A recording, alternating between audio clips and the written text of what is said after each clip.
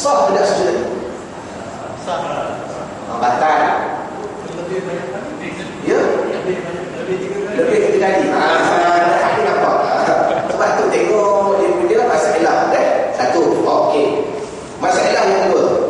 Allahu akbar subhana rabbiyal a'la wa bihamdihi. Terus macam ni. Ada. Sah tak sujud tadi? Kenapa sah? Ya. Baik. Sekarang kita mulai masalah sujud. Kita kata wajib 7 anggota menghadap kiblat. Sekarang ni ketika sujud, dia dah menghilangkan satu rukun, satu anggota, yakni tapak tangan tak ada dah. Dia sujud Allahu akbar subhana rabbiyal a'la wa bihamdihi. Kemudian tengok bangun. Ada. Sah ke tidak? Ha? Sah.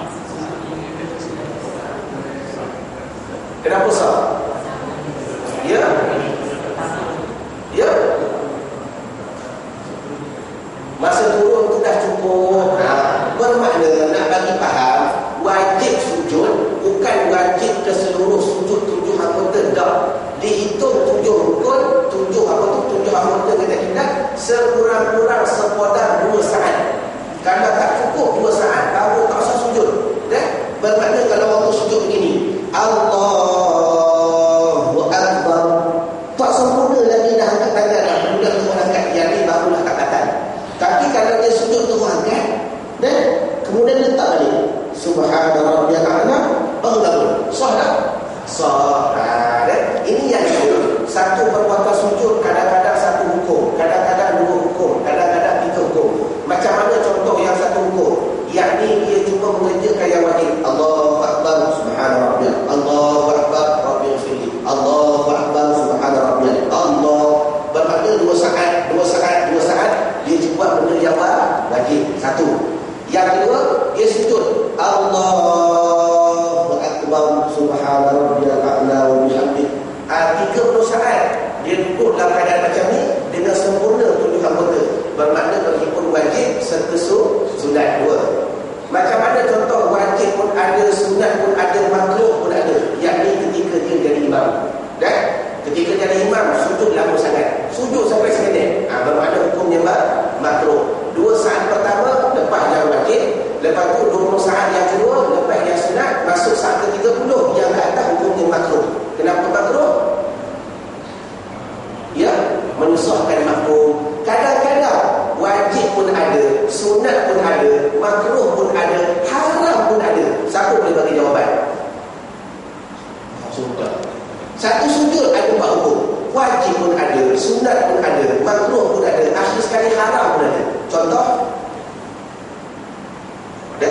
Hamba tadi dengan orang dah sembahyang, Allahu akbar. Hati boleh hijau tak?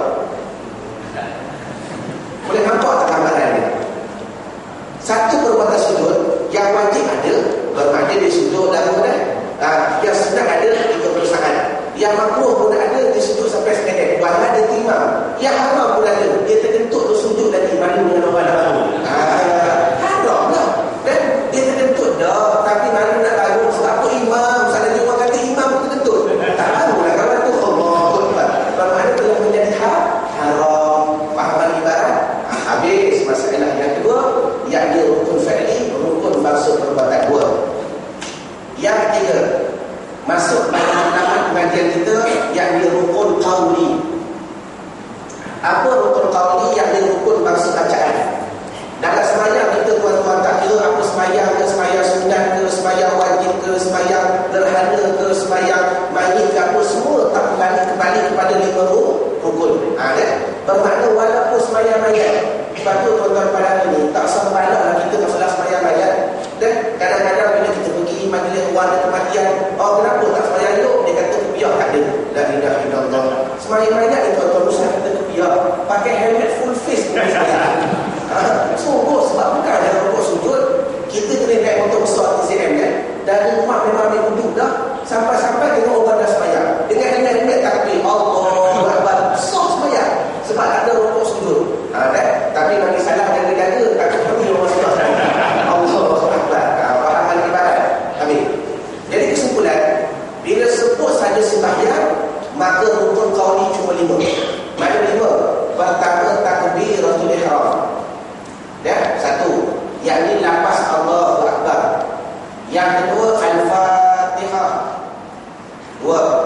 Yang ketiga, lafaz tahiyat. Tahiyat di sini memahami kepada tahiyat akhir, tahiyat awal hukumnya sunat. Yang keempat, lafaz selawat. Dan yang kelima, lafaz salam. Bermakna walaupun apa sembahyang sunat ke ia, sembahyang wajib ke ia, sembahyang gerhana ke ia, asalkan nama sembahyang, bermakna tak dapat tidak rukun qauli ada 5. Pertama, takbir, yakni Allahu Akbar. Yang kedua, Al-Fatihah, Bismillahirrahmanirrahim, Alhamdulillah sampai akhir ayat. Yang ketiga, tahiyat, At-tahiyyatul mubarak. Yang keempat, lafaz selawat, Allahumma salli ala Sayyidina Muhammad wa ala ali Sayyidina Muhammad. Yang keempat, lafaz salam, Assalamualaikum warahmatullahi. Baik. Kesimpulannya tuan-tuan, pernah bersabda Nabi SAW, wajib ke atas kamu belajar tajwid, dan sekurang-kurang tajwid kamu tajwid pada suratul Fatihah pun tak mudah. Kerana suratul Fatihah ini tuan-tuan akan mengesahkan kita kepada sah sembahyang. Ramai pada hari ini tuan-tuan, tajwid dalam suratul Fatihah pun tak boleh syarah. Sebagai contoh, aku nak tanya soalan paling mudah huruf qalqalah dan apa? Aku tak kena ikhfa, tanya yang paling sikit, huruf qalqalah dan apa? Baju kuning.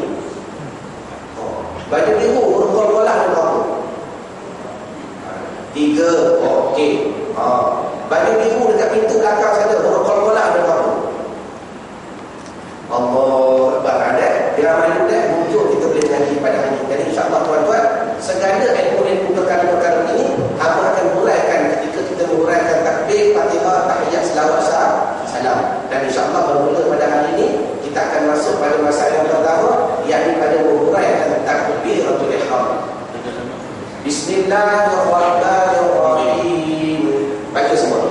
Bismillahirrahmanirrahim. Allahu Akbar. Allahu Akbar. Yang pertama sekali tuan-tuan, dalam lafaz Allahu Akbar, hukum yang pertama ini, Allahu Akbar wajib dibaca dengan lidah dan wajib didengar oleh lidah. Bermakna kalau kita baca kita sendiri tak dengar, tak sah sembahyang. Satu bermakna wajib Allahu Akbar. Dan telah kita maklum, hukum angkat di sunat cuma lafaz juga wajib. Sebab tu aku nak tanya soalan yang kedua, contoh takbir kata imam. Allah Ta'ala mengukir tuan-tuan, mudah saja imam takbir Allahu Akbar, tiba-tiba berasa niat tak masuk. Contoh berasa niat tak masuk. Waktu yang sama makmum dah angkat dah Allahu Akbar. Soalan yang pertama tanya imam dulu, imam agak-agak nak buat apa? Ya, teruskan sembahyang tak sah dah dan niat tak ada. Tuhan nak uji takbir kata masa takbir tadi niat tak masuk. Biasa buat masuk, hari ni takbir kata niat tak masuk. Maknanya kita berasa nak takbir lagi sekali. Takbir kita buat masalah, imam turun tangan. Dah? Tak masuk ni, turun tangan. Dah?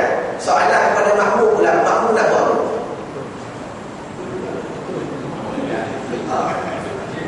Ikut macam imam juga. Kalau kita ikut perbuatan imam, maka perbuatan kita haram. Haram lagi berdosa. Hukum yang pertama, haram membatalkan sembahyang dengan sengaja.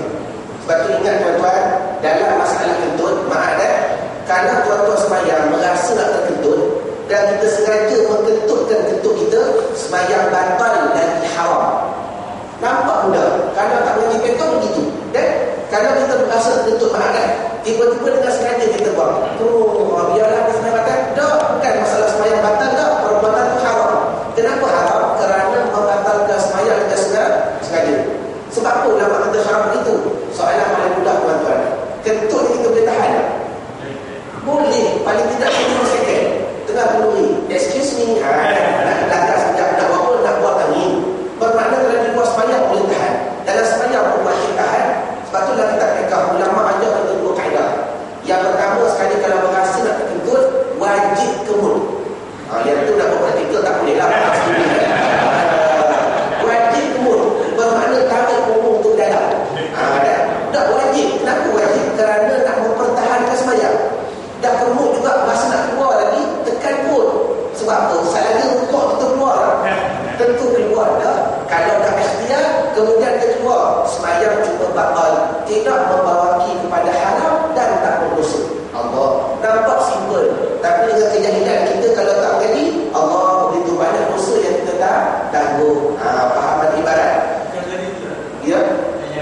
jadi dia tak ada niat buat lagi sekali. So terus makmum teruskan saja. Tapi biasa makmum salah ikut semua. Kalau kita turun perbuatan haram lagi berdosa. Bermakna takdir kata imam turun tangan, kita tunggu dia dah standby. Sebab apa yang kaedah? Ulama kata antara dalil kata selepas imam takbir balik, kenapa kita boleh ikut? Kalau kita mengaji kaedah, ada satu kaedah kata dari luar boleh masuk, dah keluar tak boleh masuk. Dari luar boleh masuk, dah keluar tak boleh masuk. Contoh ni, macam mana yang kata dari luar boleh masuk? Tuan-tuan asar besok datang sampai waktu asar, kita azan, tengok-tengok seorang pun tak ada. Kita semayang semua-semua di belakang kan. Habis rakaat pertama sampai Allahu Akbar, datang satu jemaah 4-5 orang buat jemaah di depan. Bermakna kita dah rakaat yang kedua, dia orang baru masuk. Kita boleh masuk. Oh, aku nak ikut dia jadi imam. Boleh. Tak usah cakap lah, dia lah hati. Aku nak ikut imam tu untuk jadi imam. Di sini ada dua pilihan. Satu, kita boleh tidur di situ, bermakna ikut sampai habis, cuma pakai jarak tak dapat. Yang kedua, kita boleh jalan 1, 2. Ada. Kalau di bawah ke depan, kita juga ada 1, 2, 1, 2. Faham ibarat. Tapi masa tak usah jalan lah. Masa diri saya. Masa lagi masa situ orang buat satu. Masa diri saya. Rufuk berhenti. Tidak sambil Allah baru balik gerak 1, 2. Walau besar pun tak apa. Walau besar 1, 2. Boleh. Baik. Artinya dari luar boleh masuk, tapi jaga. Bila mana mereka dah 3, kita dah 4. Duduk 2 kaum. Yang pertama sekali mufaraqah, keluar daripada imam bagi salam. Kaum yang kedua, kalau kita mengerti, memahami atau boleh baca ayat-ayat yang panjang, kita suruh sampai imam bagi salam. Bermakna tunggu dia habiskan satu rakaat di akhir bagi salam bersama dengan imam. Ini contoh dari luar boleh masuk. Okay? Yang kedua, dah keluar tak boleh masuk. Contoh ini, kita semayang dekat imam. Imam yang kita tak kenal. Balik ke Kelantan, tuan-tuan sampai di Dua Musa semayang 5 orang. Rakaat pertama dengar imam tu baca Ghairil maghdubi alaihim, bunyi magdu. Bukan magdu, bunyi magdu. Kita belagak pandai. Imam ni salah baca, aku nak mufaraqah lah. Sebab tu ingat tuan-tuan, walaupun mengaji fiqh, jangan tinggalkan fiqh tasawuf. Sebab fiqh tasawuf ini antara kaedah nak menjaga bagi hati. Apa kata fiqh tasawuf nak menjaga bagi hati? Fiqh tasawuf lama ada pada kalau semayang di belakang imam yang tak kenal, kalau imam tersalah baca rakaat yang pertama, tuan-tuan jangan mufaraqah dulu. Wajib husnuzan, wajib baik sangka. Boleh jadi imam baca betul, aku salah dengar ke, atau imam baca betul sedikit silap keluarkan bunyi ke. Buatlah misal macam-macam supaya apa? Jangan buka hati untuk syaitan masuk. Kalau nak mufaraqah, buka lubang, dia boleh nak keluar ke dah, nak keluar ke dah. Dengar imam baca iya kan aku tak bunyi iya kan aku dah. Satu, baik. Artinya kita dengar imam tu baca ghairil maghdubi alaihim, mufaraqah, keluar. Masuk rakaat yang kedua, dengar imam tu baca betul pula ghairil maghdubi, sudah. Nak masuk balik? Tak boleh. Dah mufaraqah, tak boleh masuk.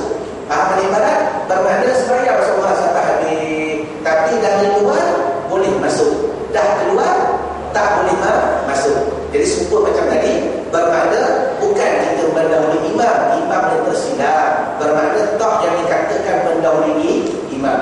Yang sepatutnya imam tak boleh turun. Allahu Akbar. Tak masuk dah. Dia turun. Kalau turun berlaku malu. Takbir lagi sekali. Tanpa menurunkan tangan. Nak bagi faham, angkat ni sunat, tak angkat pun tak apa. Faham ibarat? Jelas? Wallahu a'lam. Habis. Baik. Sikit lagi. Hari ini kita syarah yang ini saja dah. Kesimpulannya tuan-tuan, dalam perkataan Allah Akbar ni ada 6 perkara yang wajib kita jaga. Yang pertama sekali, jangan dipanjangkan yang ini banyak orang lama buat ayat-ayat atuk-atuk yang baik. Jangan panjang kata Allah, batal sembahyang. Bermakna tak sah sembahyang, bukan batal, tak sah. Kenapa tak batal? Sebab tak sembahyang.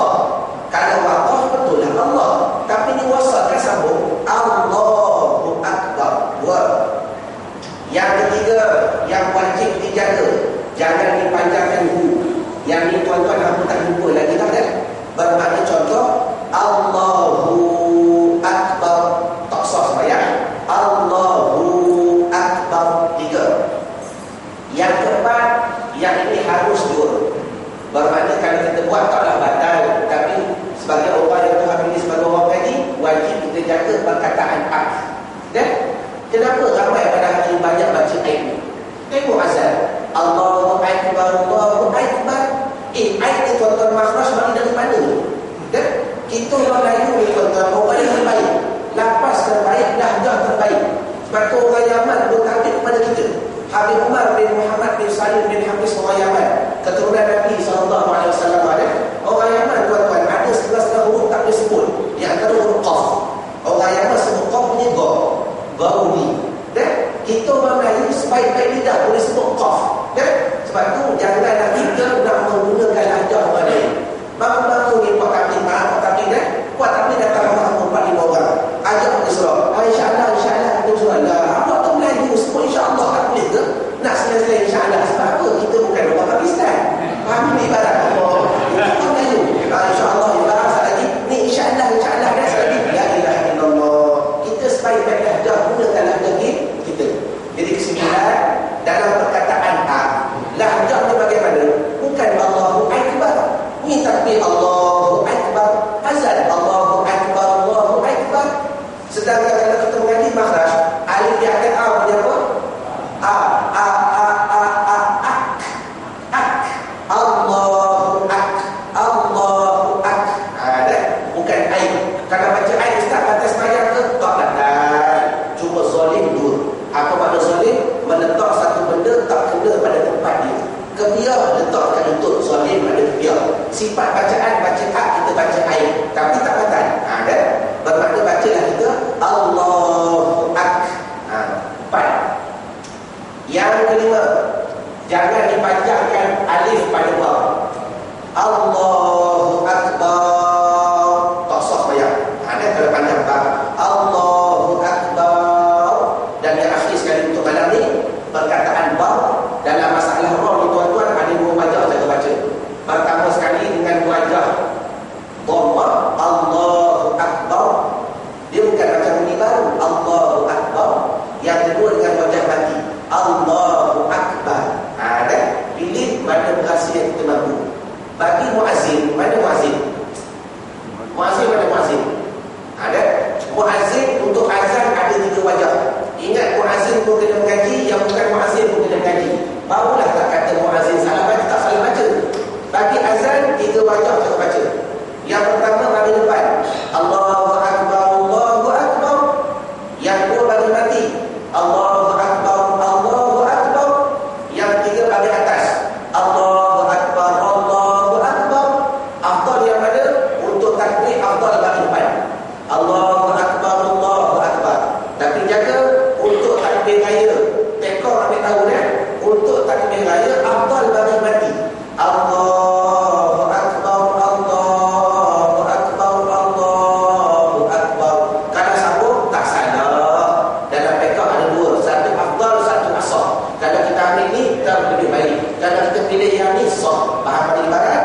Habis masalah pertama yang dibahas dalam Allahu Akbar. Allahu Akbar. Baca macam ada setengah kata kalau kita matikan Allahu Akbar azan dia kena ada sakta. Betul. Macam saja kita kena berhenti Allahu Akbar, Allahu Akbar. Ada masalah. Sebab dia bukan perkataan, dia bukan 2 perkataan. Dia Allahu Akbar ni perkataan yang diulang. Allahu Akbar, Allahu Akbar. Dia ejaan dia bukan Allahu Akbar, Allahu Akbar. Dia Allahu Akbar yang dibaca 2 kali. Wallahu a'lam. Habis. Baik.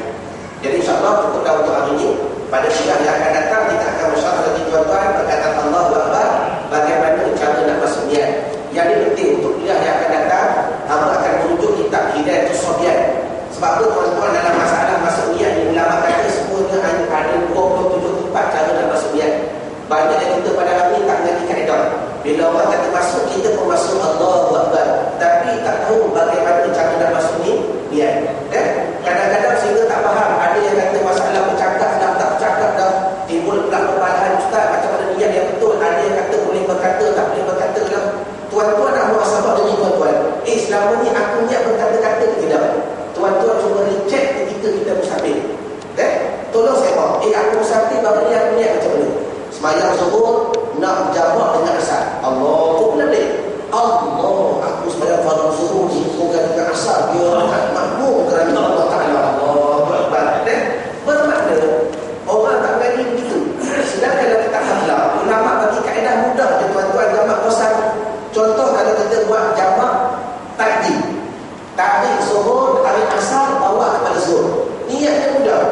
usalli fardhu zuhri raka'ataini lillahi ta'ala. Allah, aku solat fardhu zuhur 2 rakaat. Nak kata sahaja pun boleh, cakaplah sahaja aku boleh, tak usah malam. Aku sembahyang boleh. Aku sembahyang fardhu zuhur 2 rakaat kerana Allah Ta'ala. Tengah sembahyang dia kata, aku nak himpun zuhur dengan asar. Kan mudah kalau kita pergi. Kemudian bagi salam. Selepas salam, sunat bergantung satu langkah. Kerana apa? Tiap-tiap tempat sujud kelak akan bersaksi di hadapan Allah Ta'ala. Ingat bagaimana pula asar. Usalli fardal asri raka'ataini lillahi ta'ala. Allah, aku salat fardu asar 2 rakaat kerana Allah Ta'ala. Akan mudah kalau kita ngaji. Ini aku salat fardu zuhur dihubungkan dengan asar serta puasa 42 rakaat. Tak takut tak sampai nak masuk. Ada. Itu yang dia 3-4-5 kali. Dah kita pergi musafir awal sebelah tu baru mati gigi pula. Allah tak masuk-masuk. Takut saling kena siku. Kalau takhir lagi mudah. Apa takhir? Kita takhir zuhur bawa kepada asar. Masuk saja waktu zuhur wajib niat. Bukan pukul 12. Tengah jalan pukul 1 dah sampai zuhur besar. Kita pakat-pakat buat jamaah takhir lah niat ketika zuhur. Sampai waktu asar, nak buat asar boleh, zuhur boleh. Niat dia lagi mudah. Usalli fardal asri raka'ataini lillahi ta'ala. Allah, aku solat fardu asar 2 rakaat kerana Allah Ta'ala. Dalam hati tak ada kata jamak dah, sebab kita dah kata pada waktu zuhur. Bagi salam baru pula zuhur. Usalli fardal zuhri raka'ataini lillahi ta'ala. Aku solat fardu zuhur 2 rakaat kerana Allah Ta'ala. Mudah. Yang paling mudah yang ketiga, jamak tahyah. Tak payah buat lagi. Tak payah asal pun tak payah. Allah mana. Jadi insyaAllah semua ini kita akan bahaskan pada kuliah yang akan datang. Bagaimana cara nak masuk ni, nak masuk dalam huruf A ke, nak masuk dalam huruf Al ke, nak masuk dalam huruf A ke, nak masuk dalam huruf Bal ke, semua akan dibahaskan dalam masalah takbiratul ihram. Wallahu a'lam. Baik, soalan. Ya tuan. Ya saya.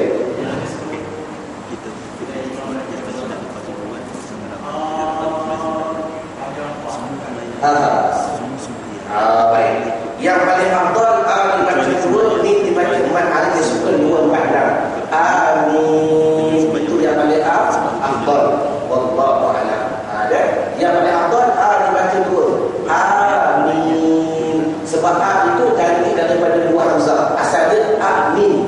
Dia ambil hamzah pertama letak di atas, maka baca 2 harakat. Cuma ditulis panjang tu sebab ada setengah riwayat lain boleh baca 4-4. Amin. Itu setengah riwayat lain. Sebab tu kalau kita mengaji Quran, tengok dah. Kenapa Fatihah resam yang terbaru ditulis dengan kaedah begini? Kalau resam nama Maliki, ya tak? Kalau resam baru dia tulis Maliki. Ejaan ini tak? Ada. Kenapa dia tukar ejaan pada resam? Kerana kaedah ni satu qiraat dia boleh pakai. Kaedah ni banyak qiraat boleh pakai. Sebab tu kalau kita sembahyang belakang imam, ada imam baca Maliki Yaumiddin. Imam tu baca betul tapi dia salah. Imam tu baca betul tapi dia salah.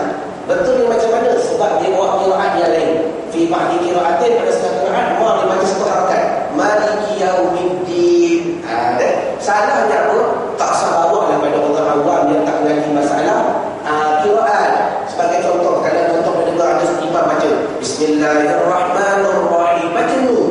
Tak salah pada makhraj, tapi masalahnya qiraat tu tak boleh bawa pada resam kita. Bahagian ibarat. Semua masalah tadi, amin memang tulisannya panjang sebab setengah resam baca 4-4. Tapi resam kita baca 2, kemudian yang belakang 2-4-6. Amin. Faham ni ibarat? Wallahu a'lam. Jelas. Jadi ingat, kalau ada imam baca Maliki Yaumiddin, tak usah katalah imam tu salah. Tapi memang imam tu salah. Jelas tak? Tak usah kata imam tu salah, tapi memang imam tu salah. Faham tak?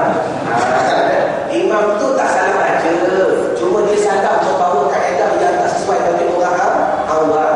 Macam ayat 1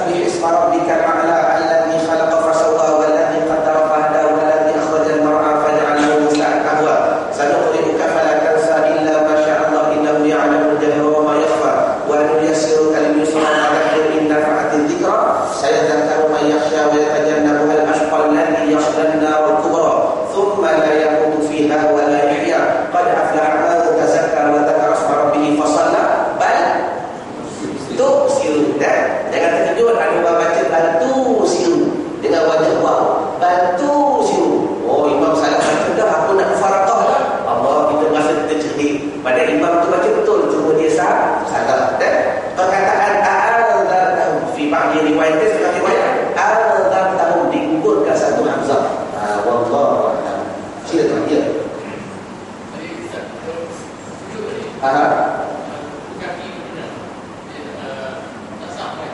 Ya. Ya. Ya. Dalil. Ada dalil yang wajib 7 anggota menghadap kiblat. Ya. Ada ulama kata masalah yang dikira salah anggota ialah perut bumi. Perut bumi dah tu. Perut kaki. Maka ulama tak dikira salah tu, ulama tak berkias seperti itu ialah dia dikatakan anggota. Wallahu a'lam. Nak kata dalil bermakna Allah menunjuk kemudian. Wallahu a'lam. Baik, soalan lain? Ya tuan. Amin tu baik. Sunat juga dibaca di bawah solat. Sebagai contoh, ketika zikir selepas sembahyang, kan kita istighfar, kemudian kita baca Allahumma antas salam, Allahumma ajirna, kemudian kita baca Fatihah. Selepas Fatihah tu sunat baca amin tau. Ulama kata sunat juga baca amin. Walaupun di luar daripada sembahyang. Wallahu a'lam. Ya tuan. Ya. Imam yang tak ada tumaninah. Baik. Yang pertama sekali, imam dia ada dua. Satu imam yang kita kenal, dua imam yang kita tak kenal. Imam yang kita ketahui, bermakna tahu dah kebiasaan imam ni memang tumaninah tak ada. Bermakna kalau kita ikut dia sembahyang, kita yang tak sah. Dia sah, sebab apa dia sah? Ya, dia tak reti. Orang yang tak reti sembahyang dia sah, tapi Tuhan tak terima. Faham ni barat? Kita reti, kalau kita ikut dia, kita tak sah. Satu. Yang kedua, kalau imam yang tak dikenal, bermakna tengok dahulu dia macam tadi lah. Bermakna kemungkinan rakaat yang pertama dia tergelincir. Kebiasaan imam ni dia melakukan tumaninah, tapi takdir hari itu kita terperasan masa dia bangun iktidal tak ada tumaninah. Tunggu sampai rakaat yang kedua. Ini imam yang tak kenal. Macam kita musafir ke, balik kampung ke, sikap kita jalan sembahyang, tengok imam ni tak buat tumaninah. Tapi kalau yakin masuk rakaat kedua tinggal tumaninah, wajib kita mufattah. Keluar daripada imam. Kesimpulan, imam yang kita kenal kalau ikut daripada awal tak sah dah. Bermakna tak boleh menjadikan dia imam. Tapi kalau imam yang tak kenal, jadikan dulu imam, duduk husnuzon, baik sangka dulu, kemudian barulah kita menghukumkan masuk rakaat yang kedua. Sebab tu tuan-tuan, kalau lagi fik tasawuf ni mudah kehidupan kita. Sebagai contoh paling mudah lah, tuan-tuan tengah sembahyang, dengar bunyi handphone. Agak-agak kalau kita mengaji pekar, kita kata bunyi handphone yang bergangguan lah. Lagu pula lagu Malaysia. Barakallah. Dan bunyi handphone contoh, gangguan tak? Gangguan. Tapi kalau tuan-tuan mengaji ilmu fiqh tasawuf, bunyi handphone ni sebenarnya bukan gangguan. Bunyi handphone ni merupakan satu rahmat. Satu rahmat kepada kita. Nak tahu jawapannya, tunggu di kuliah akan datang. Kamu tak cerita hari ni. Wallahu a'lam. Sebenarnya bunyi handphone itu satu rahmat, bukan gangguan. Kalau kita anggap dia gangguan, maka dia menjadi gangguan. Kalau kita anggap dia rahmat, sebenarnya tuan-tuan akan bersyukur. Aku nak lagi cari mana bunyi handphone. Allahu akbar. Faham ni ibadat? Wallahu. Baik. Ada soalan lain? Ya. Itu apa kata? Kalau kita faham mereka, kita akan kata ganggu. Tapi kalau kita syarat bukti tasawuf, sebenarnya bukan gangguan. Dalil contoh kan? Dah tanya bagi jawapan lah. Baik. Kita ni tuan-tuan, satu manusia yang ulama kata kita ni lara. Lara ni apa? Kita ni bukan ahli tarekat dah, bukan ahli zikir dah, begitu jarang kita ingat kepada Tuhan.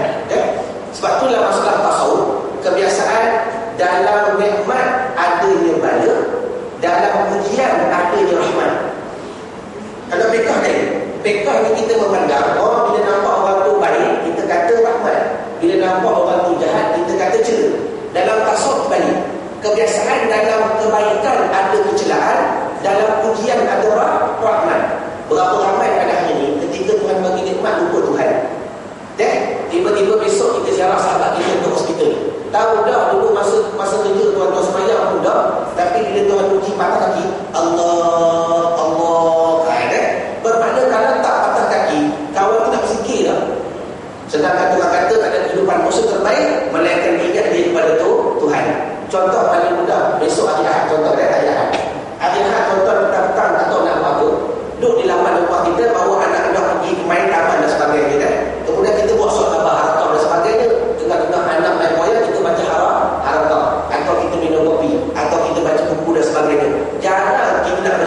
kepada Tuhan.